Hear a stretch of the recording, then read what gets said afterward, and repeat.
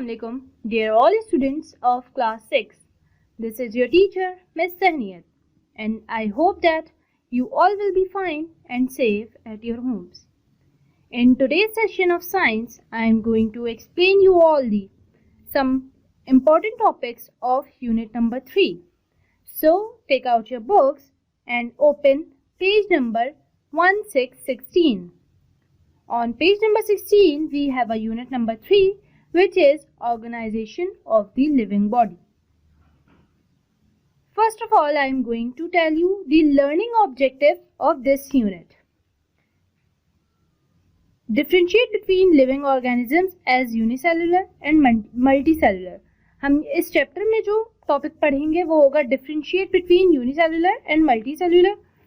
Then recognize the small things that are seen with the help of microscope. और ऐसी वो कौन C small objects हैं जो कि हम माइक्रोस्कोप की मदद से देख सकते हैं. Identify and state the uses of the different parts of a microscope. Microscope के यहाँ पर हमने डिफरेंट पार्ट्स भी मैंने आप लोगों को क्लास में पढ़ाए थे. Observe microscopic structures of plants and animal cell. और इसी माइक्रोस्कोप की मदद से प्लांट्स और एनिमल्स के वो ऐसे कौन से टाइनी स्ट्रक्चर्स हैं जो कि हम इजीली ऑब्जर्व कर लेते हैं through microscope. State the difference between a plant and an animal cell. और यहाँ पर हम डिफरेंस बिटवीन भी पढ़ेंगे plant cell and animal cell के. Define tissue and explain its functions. और टिश्यूज और फंक्शंस के बारे में भी हमने पढ़ा था. Understand the concept of level of organisation. Explain that multicellular organisms and compose of system which works in harmony. और ऐसे कौन से मल्टीसेलुलर ऑर्गेनिजम्स हैं जो कि उस सिस्टम पे काम कर रहे होते हैं जो कि फ़ायदेमंद साबित होते हैं. तो ये वो तमाम टॉपिक्स हैं जो कि आज हम इस सेशन में समझेंगे. Now I am moving towards the starting of a chapter. First of all I will read this. You have seen that all living things are made up of one or more cells. ये चीज़ आप लोगों ने देखी है कि हर जानदार जो है वो एक या एक से ज़्यादा सेल से बना हुआ है. For this reason, cells are known as the structural units. और इसी वजह से cells जो हैं वो structural unit और the building blocks of life और या फिर building blocks of life कहलाते हैं. हर जानदार जो है वो एक या एक से ज़्यादा सेल से बना हुआ है और इसी वजह से सेल्स को किसी भी इंसानी ज़िंदगी के लिए स्ट्रक्चरल यूनिट या फिर बिल्डिंग ब्लॉक्स ऑफ लाइफ कहलाते हैं. Now I am moving towards the unicellular and multicellular organisms. Uni means होता है वन. यूनिसेलुलर यूनी मीन्स जो यहाँ पर यूनी लिखा हुआ है it means one. Cellular means one cell. And multi cellular multi means जैसे कि आप लोगों के पास मल्टी कलर्स होते हैं. इसी तरीके से मल्टी सेल्यूलर ऑर्गेनिजम्स ये वो ऑर्गेनिजम्स हैं जो कि बहुत सारे सेल्स पे डिफरेंट काइंड ऑफ सेल्स पे बेस करते हैं. और यूनिसेल्यूलर ऑर्गेनिजम्स वो होते हैं जो कि सिर्फ एक सेल पर बेस कर रहे होते हैं. Some organisms are made up of a single cell only. कुछ ऐसे ऑर्गेनिजम्स होते हैं जो कि सिर्फ एक सेल से बने हुए होते हैं. Such organisms are called unicellular organisms. और ऐसे ऑर्गेनिजम्स को हम कहते हैं unicellular organisms. Like amoeba, paramecium, bacteria and euglena are some examples of unicellular organism. और यहाँ पर हमारे पास कुछ एग्जांपल्स भी हैं जो कि यूनिसेलुलर हैं जो कि एक सेल से बने हुए होते हैं. वो हैं amoeba, paramecium, bacteria and Euglena. ये ऐसी एग्जाम्पल्स हैं जो कि एक सेल पर बेस करती हैं. Also made up of only one cell, one single cell. और ये सिर्फ जबकि एक सेल से जो है वो बने हुए होते हैं. They perform all the activities necessary for life. और ये ऐसे यूनिसेलुलर ऑर्गेनिजम्स होते हैं जो कि एक सेल से ही जिंदगी की वो तमाम एक्टिविटीज़ को परफॉर्म कर रहे होते हैं जो कि एक ज़िंदगी गुजारने के लिए बहुत ज़रूरी होती हैं. जैसे कि they grow, move, digest food, give out waste and reproduce. ये वो तमाम फंक्शंस हैं जो कि एक लिविंग ऑर्गेनिज्म परफॉर्म करता है। और यूनिसेलुलर ऐसे ऑर्गेनिजम्स होते हैं जो कि एक सेल पर बेस करते हैं, एक सेल से बने हुए होते हैं, और एक सेल से बनने के बावजूद भी वो जिंदगी की तमाम एक्टिविटीज परफॉर्म कर रहे होते हैं। Like they grow, they move, they digest foods, give out waste and reproduce. A single cell carries out all these activities। और यही सिंगल सेल जो है वो जिंदगी की तमाम एक्टिविटीज को जो है वो कैरी आउट कर रहा होता है। हमने यहाँ पर थोड़ी सी एग्जाम्पल्स पढ़ी थी, amoeba, Euglena, paramecium and bacteria. Here you can see a picture of all these unicellular organisms। मैंने आप लोगों को यूनिसेलुलर ऑर्गेनिजम्स की यहाँ पर जो है वो एग्जाम्पल दी थी, जिसमें था हमारे पास पैरामीशियम, यूग्लिना, अमीबा। यहाँ पर आप लोग इसकी एग्जाम्पल्स को विद फिगर्स भी देख सकते हैं on figure 3.1। Now students, I am moving towards the differentiate between unicellular and multicellular organisms। अब यहाँ पर हम पढ़ेंगे यूनिसेलुलर और मल्टीसेलुलर ऑर्गेनिजम्स के डिफरेंस के बारे में। यूनिसेलुलर ऐसे ऑर्गेनिजम्स होते हैं जो कि एक सेल पर बेस कर रहे होते हैं, और मल्टीसेलुलर ऑर्गेनिजम्स वो ऑर्गेनिजम्स होते हैं जो एक से ज़्यादा सेल पर बेस कर रहे होते हैं। Number 1, unicellular organism consist of one cell only. Unicellular organism जो होते हैं वो एक सेल से बने हुए होते हैं, जबकि मल्टीसेलुलर ऑर्गेनिज्म जो है वो मैनी सेल्स पर बेस करते हैं। Now number 2, unicellular organisms can not be seen without microscope. और unicellular organisms like amoeba, paramecium, euglena, ये जो है वो माइक्रोस्कोप के बगैर नहीं देखे जा सकते। और जबकि मल्टीसेलुलर ऑर्गेनिजम्स जो होते हैं वो नेकेड आई से ईजिली, मतलब एक इंसानी आंख की मदद से ईजिली देखे जा सकते हैं। A single cell performs all the functions of life। और ये सिंगल सेल जो है वो परफॉर्म कर रहा होता है जिंदगी के तमाम फंक्शन। और मल्टीसेलुलर ऑर्गेनिजम्स में क्या होता है, functions of life are perform by a collection of cells. और जिंदगी के तमाम फंक्शंस जो हैं वो एक कलेक्शन होता है सेल का, जो एक से ज़्यादा सेल्स होते हैं। मल्टीसेलुलर ऑर्गेनिजम्स वो होते हैं जो एक या एक से ज़्यादा सेल्स पर बेस कर रहे होते हैं। तो ये एक कलेक्शन होता है सेल का जो कि तमाम जिंदगी के फंक्शंस परफॉर्म कर रहा होता है। Now body organisation is very simple. इसमें बॉडी ऑर्गेनाइजेशन जो है वो काफ़ी सिंपल होता है, जबकि मल्टीसेलुलर ऑर्गेनिजम्स में बॉडी ऑर्गेनाइजेशन इज़ कॉम्प्लेक्स। इसमें काफ़ी कॉम्प्लेक्स होता है body organisation. Now less amount of food and energy are required to perform different life processes। और हमारे पास यूनिसेलुलर ऑर्गेनिजम्स में जो है वो कम मिकदार में खाने और एनर्जी की कम मिकदार में ज़रूरत होती है ज़िंदगी की डिफरेंट प्रोसेसेस को परफॉर्म करने के लिए। यहाँ पर कम मिकदार में फूड और एनर्जी की रिक्वायरमेंट होती है, और जबकि मल्टीसेलुलर ऑर्गेनिजम्स में हमें जो ज़रूरत होती है वो large amount of food and energy is required to perform different life processes. ज़िंदगी के मुख्तलिफ प्रोसेसेस को कैरी आउट करने के लिए, परफॉर्म करने के लिए मल्टीसेलुलर ऑर्गेनिजम्स को लार्ज अमाउंट में जो है वो फूड और एनर्जी की रिक्वायरमेंट होती है। तो students, here we have learned 5 difference between unicellular and multicellular organisms. Now on page number 17 I am explaining you about the multicellular organism. Further, I am giving you a further explanation about multicellular organisms.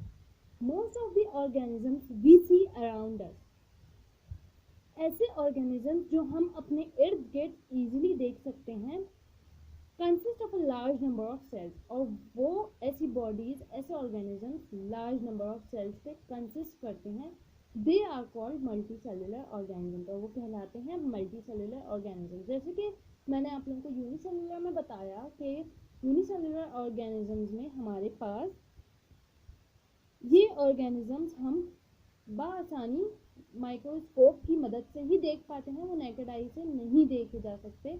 जबकि multi cellular organism जो है वो large number of sales पे consist करते हैं और उसको हम बआसानी अपनी इंसानी आंख से देखे जा सकते हैं। They are called multi cellular organisms, और ये मल्टी सेलुलर ऑर्गेनिजम्स कहलाते हैं। यू आर मल्टी सेलुलर, और यहाँ तक कि आप भी जो है वो मल्टी सेलुलर ऑर्गेनिज्म है। So is a dog, an elephant, a mango tree, a mushroom and most of the plants and animals around you। और इसी तरीके से वो तमाम जानदार like plants and animals जो कि आपके इर्द गिर्द मौजूद हैं वो भी मल्टी सेलुलर ऑर्गेनिजम्स हैं, like dog, elephant, mango tree और mushroom। So students, here you can see a difference between के यूनिसेलुलर ऑर्गेनिजम्स और मल्टी सेलुलर ऑर्गेनिजम्स क्या होते हैं। यूनिसेलुलर ऑर्गेनिजम्स वन सेल पर बेस करते हैं और जबकि मल्टी सेलुलर ऑर्गेनिजम्स एक से ज़्यादा सेल्स पर बेस करते हैं। यूनिसेलुलर ऑर्गेनिजम्स को हम नेकेड आई एक इंसानी आँख की मदद से नहीं देख सकते, और जबकि मल्टी सेलुलर ऑर्गेनिजम्स को हम बआसानी अपने इर्द गिर्द देख सकते हैं। यूनिसेलुलर ऑर्गेनिजम्स एक सेल पे कंसिस्ट करते हैं और जबकि multi cellular large number of cells पर कंसिस्ट करते हैं। हमारे पास यहाँ पर जो यूनिसेलुलर ऑर्गेनिजम्स की एग्जाम्पल्स थी उनमें हमारे पास था Euglena, paramecium, amoeba and bacteria, और जबकि हमारे पास मल्टी सेलुलर ऑर्गेनिजम्स की जो एग्जाम्पल्स हैं वो है डॉग, एलिफेंट, मैंगो ट्री और mushroom etc. Now students, I am moving towards organization in multicellular organisms. A machine such as the bicycle, एक मशीन की यहाँ पर हमने एग्जाम्पल लिया जैसे कि bicycle is an organised structure. ये एक ऑर्गेनाइज्ड स्ट्रक्चर है, ये मैन मेड है, ये बिल्कुल अपनी एक प्लानिंग के थ्रू जो है वो इसका स्ट्रक्चर बनाया गया है। The various parts of a machine carry out their own function so that as a whole it performs the function for which it is made. और इसी वजह से जिस मकसद के लिए बनाई जाती है और यही बाइसाइकिल फिर वो फंक्शन परफॉर्म करती है खुद से। The unicellular organisms perform the various activities, और इसी तरीके से हमारे पास यूनिसेलुलर ऑर्गेनिजम्स भी हैं जो कि वेरियस एक्टिविटीज परफॉर्म करते हैं, like nutrition, respiration, excretion and reproduction. ये 4 एक्टिविटीज हैं जो कि यूनिसेलुलर ऑर्गेनिजम्स परफॉर्म करते हैं। The multicellular organisms that are made up of millions of cells also perform the same activities, और मल्टीसेलुलर ऑर्गेनिजम्स जो कि मिलियन ऑफ सेल्स से बने हुए होते हैं वो भी बिल्कुल सेम वही एक्टिविटीज परफॉर्म करते हैं जो कि एक यूनिसेलुलर ऑर्गेनिज्म परफॉर्म करता है, like nutrition, respiration, excretion and reproduction. These activities are possible because in them the various tasks are divided among group of cells, और ये एक्टिविटीज उन सेल्स के दरमियान ही पॉसिबल है जो कि वेरियस फंक्शंस के लिए मुकर्रर कर दिए गए हैं। This means that in multicellular organisms, इसका मतलब कि मल्टीसेलुलर ऑर्गेनिजम्स में डिफरेंट सेल्स आर स्पेशलाइज्ड, और मल्टीसेलुलर ऑर्गेनिजम्स में मुख्तलिफ किस्म के सेल्स जो होते हैं वो स्पेशलाइज्ड होते हैं, मतलब कि स्पेशल काम के लिए उनको फिक्स किया हुआ होता है and organised to perform different functions of the body, और वो स्पेशल और ऑर्गेनाइज्ड सेल्स जो हैं वो डिफरेंट फंक्शंस जो हैं वो बॉडी के परफॉर्म करते हैं। For example, hydra is a multicellular animal. Hydra एक जो है वो मल्टीसेलुलर एनिमल है which lives in pond water, जो कि तालाब के पानी में रहता है। Its cells are arranged in such a way that some cell helps in catching food from the water, और इसी तरीके से इस जानवर में जो है वो सेल्स इस तरीके से अरेंज हुए हुए हैं कुदरती तौर पर कि जो कि उसको पानी में ही फूड, उसका अपनी ग़िज़ा, उसका अपना खाना हासिल करने में मदद देते हैं। Some cells help in throwing out the undigested waste food, और कुछ सेल्स ऐसे हैं जो कि उसका वेस्ट मटेरियल जो है वो बाहर निकालते हैं। वाइल सम इन रिप्रोडक्शन, और जबकि कुछ ऐसे सेल्स हैं जो कि मदद देते हैं रिप्रोडक्शन में। Thus in a multicellular organisms example hydra, all sales do not do all task, और इसी तरीके से हाइड्रा में एक सेल ही जो है वो सारे काम सरंजाम नहीं देता। Each type of cell perform one type of task, और इसी तरीके से एक सेल जो है वो एक किस्म का काम सरंजाम देता है। So that different types of cell perform different types of task, और इसी तरीके से मुख्तलिफ सेल्स जो है वो मुख्तलिफ फंक्शन जो है वो परफॉर्म कर रहे होते हैं। The whole organism continues in life as a single organised functional individual, और इसी तरीके से जो हमारे पास यूनिसेलुलर ऑर्गेनिजम्स होते हैं वहाँ पर सेल जो है वो एक होता है और वो ही तमाम फंक्शंस जो है वो लिविंग बॉडी के परफॉर्म कर रहा होता है। Now shape and structure of a cell, यहाँ पर हम शेप और स्ट्रक्चर के बारे में पढ़ेंगे, शेप और साइज के बारे में। In a multicellular organism cells have special jobs to do. Multicellular organisms में जो है सेल्स के पास जो है वो अपनी एक खास जॉब होती है करने के लिए। सो दे हैव डिफरेंट शेप्स, तो इसी वजह से उनके डिफरेंट शेप्स, मुख्तलिफ शेप्स और डिफरेंट साइजेस होते हैं। नर्व सेल्स फॉर एग्जाम्पल, एक हमारे पास यहाँ पे फिगर 3.2 में नर्व सेल्स है। Here you can see nerve cells have fibers। आप देख सकते हैं कि इसके पास फाइबर्स हैं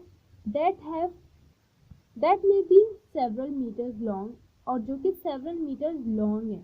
message pass from one nerve cell to another, और इन्हीं नर्व सेल्स के थ्रू जो है वो मैसेज जो होता है वो पास होता है एक सेल से दूसरे सेल की तरफ।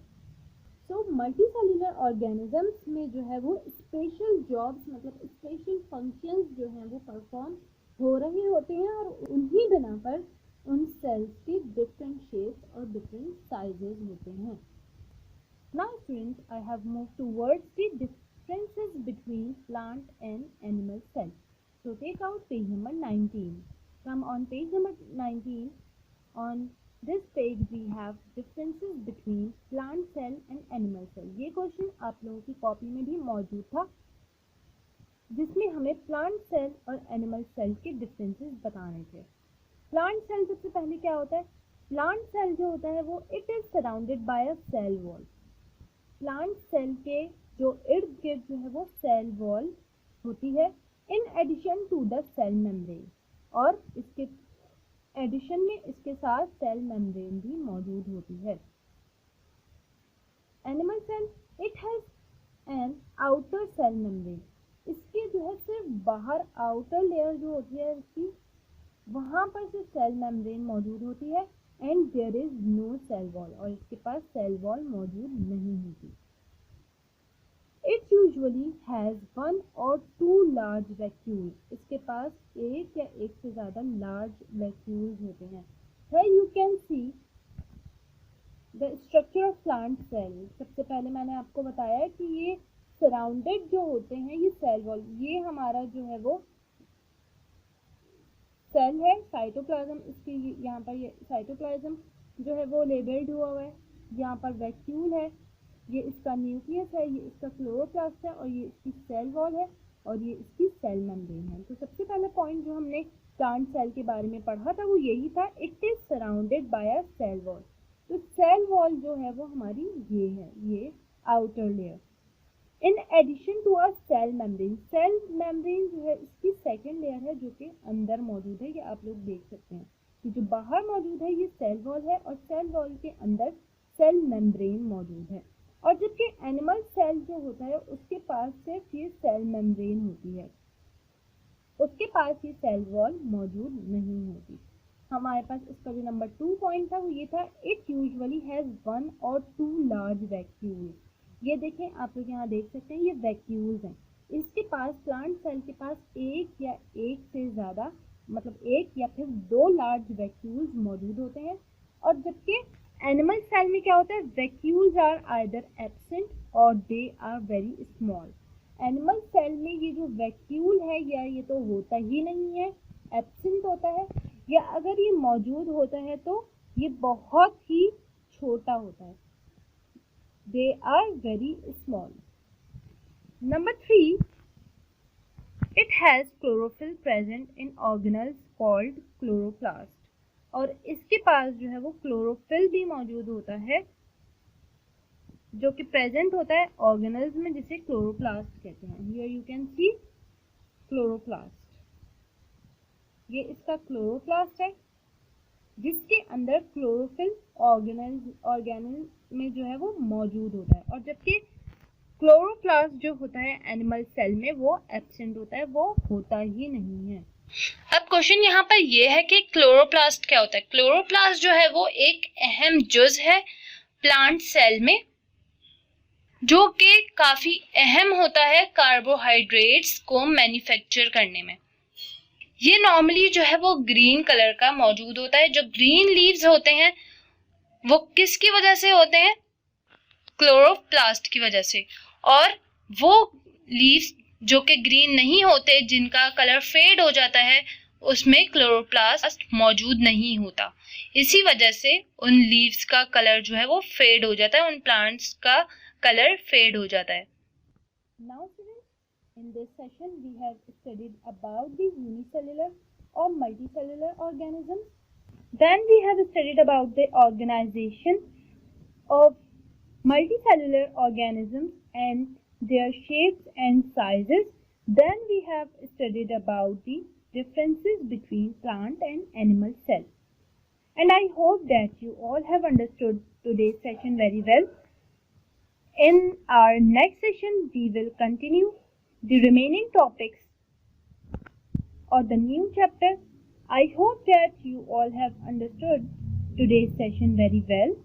And if you have any query or any confusion related to today's session, then you can ask me in your query time. And let me remember you that the query time is from 7 p.m. to 9 p.m. Now the time of the today's session has been ended here. Till then, stay safe and stay at your homes. Allah Hafiz.